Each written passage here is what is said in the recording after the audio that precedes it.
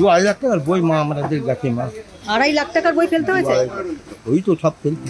সময় হারিয়ে যায় চেনাই শহরটায়, কোথায় মুখ লুকায় চেনা ঠিকানা, ভেসে ভেসে যায় মুখ,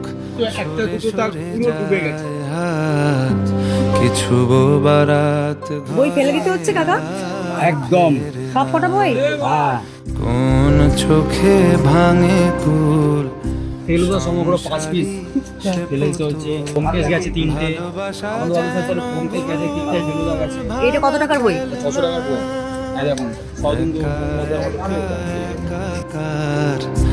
এক বুক কথা তার সাজিয়েছে কাঁটা তার। ফলো করুন আনন্দবাজার.com।